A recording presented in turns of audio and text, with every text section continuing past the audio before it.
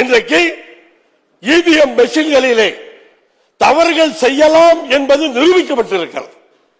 வாக்குச்சீட்டு முறை வளர்ந்த பல நாடுகளிலே வாக்குச்சீட்டு முறை இருக்கிறது. அதை கொண்டு வர வேண்டும் என்று இந்தியாவில் இருக்கிற அத்தனை கட்சிகளும் போராடுகிறார்கள். அதை பற்றி கவலைப்படுகிறார்களா?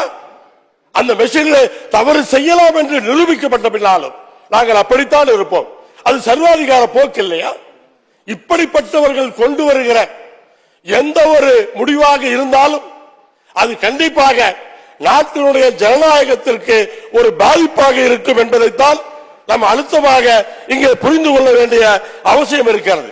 என்ன, ஒன்றிய அரசினுடைய அந்த உத்தரவுகளை ஒரு மாநிலம் மதித்து செயல்படுத்தினால் தண்டனையா? குடும்ப கட்டுப்பாட்டை நாம் செயல்படுத்தினால் ஜனத்தொகையை குறைத்து நாட்டை முன்னேற்றுவதற்கு நாம் முயற்சிக்கிறோம். அதனால் தண்டனையா தமிழகத்திற்கு? நீங்கள் குறைப்பீர்களா? எங்களுடைய குரலை அங்கே பாராளுமன்றத்தில் குறைப்பீர்களா? அப்ப எதற்காக பல விஷயங்களை இன்றைக்கு ஒன்றிய அரசு கொண்டு வருகிறதை நாம் புரிந்து கொண்டு அதை செயல்படுத்த மாட்டோம் என்று சொல்லுகிறோம். அது நியாயம் தானே? அதை செயல்படுத்திய காரணத்தினால் தான் இன்றைக்கு நாம் பாதிக்கப்பட்டிருக்கிறோம்.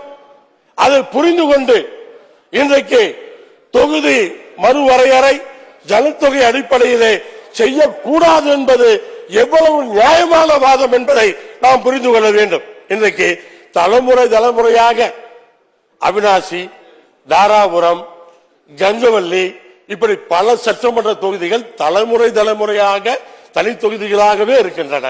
அதையெல்லாம் கேட்பதற்கு யாருமே கிடையாது.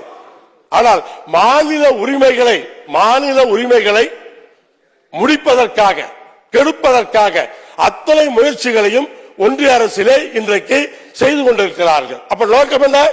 மாநில கட்சிகளை அழிக்க வேண்டும். மாநிலத்தில் எந்த கட்சியும் இருக்கக்கூடாது. அவர்கள் தானே எதிர்க்கிறார்கள். மாநில கட்சிகள் ஆளுகின்ற மாநிலங்கள் தான் இன்றைக்கு முன்னேறி இருக்கின்றன.